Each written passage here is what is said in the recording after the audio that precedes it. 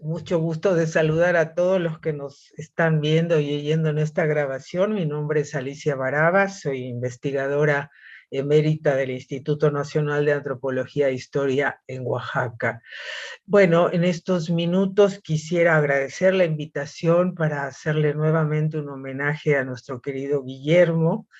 Es decir, que yo conocí a Guillermo en 1972, cuando Miguel Bartolomé y yo llegamos desde Argentina para vivir ya definitivamente en México, como se ha demostrado. Miguel ya lo conocía a Guillermo, pero yo no, lo conocí en ese momento. Y en los años que siguieron, en que nos vimos muchas veces, él se convirtió no solo en un gran amigo, sino también en un admirado colega, que de hecho ya lo era.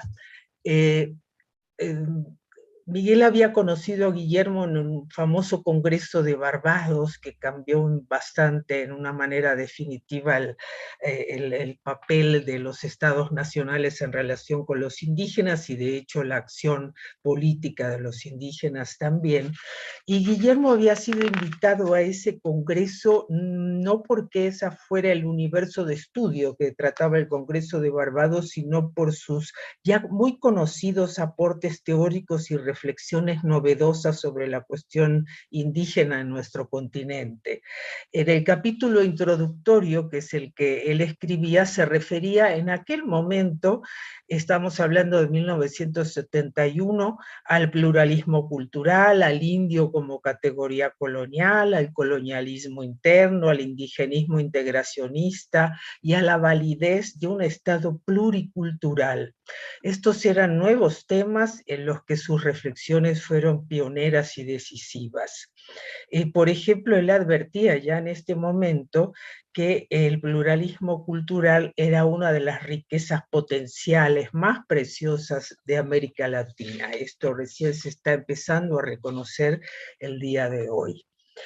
En la década de 1970 se pensaba ya en la necesidad de un reconocimiento legal del pluralismo que valorara positivamente la diversidad cultural y su innegable derecho a la existencia. Se veía que no bastaba con saber que dentro de los estados nacionales convivían diferentes culturas indígenas, sino que era preciso reconocerlos en la Carta Magna y señalar sus derechos dentro del Estado Nacional. El pluralismo proponía que la pertenencia de las diversas culturas a una formación estatal no debía requerir de la homogeneización cultural, sino que tenía que expresarse libre e igualitariamente para lograr la convivencia intercultural.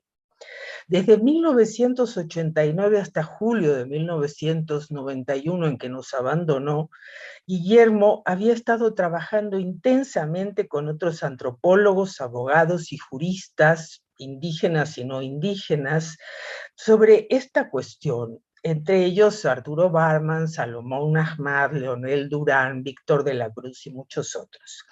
En 1989, en el gobierno de Salinas, se formó la Comisión Nacional de Justicia para los Pueblos Indígenas de México con el propósito de formalizar una propuesta de reforma del artículo 4 de la Constitución Nacional que garantizara el reconocimiento de la pluralidad cultural y los derechos de los pueblos indígenas.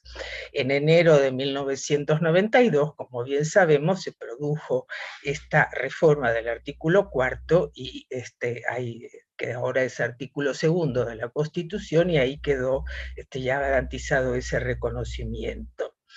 Dentro de las contiendas ideológicas y de poder que estuvieron presentes en el proceso de elaboración de la iniciativa de reforma constitucional, una de las propuestas siempre novedosas de Guillermo fue que para ser realmente un Estado pluricultural, México debía asegurar los espacios para que las culturas pudieran reproducirse y desarrollarse en acuerdo con su propia identidad. Él fue pionero e innovador en sus ideas y decía que la necesidad de reconocimiento de territorios étnicos y el derecho a los gobiernos locales tenían que ser la piedra de toque de la reforma. Sin embargo, lamentablemente no se produjo en ese momento este cambio.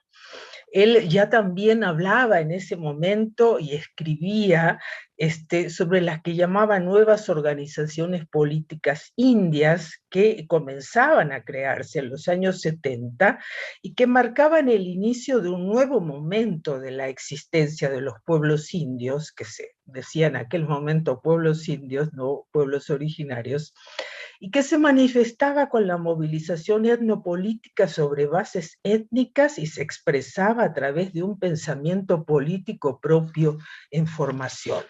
Esto que Guillermo vio y estudió en forma pionera, pues hoy sabemos que están en auge las organizaciones etnopolíticas en defensa del territorio y de otros derechos culturales.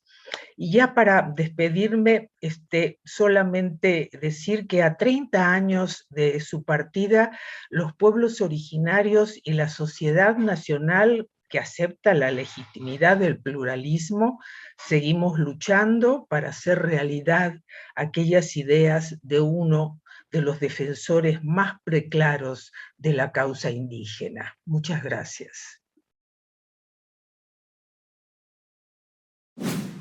Gobierno de México.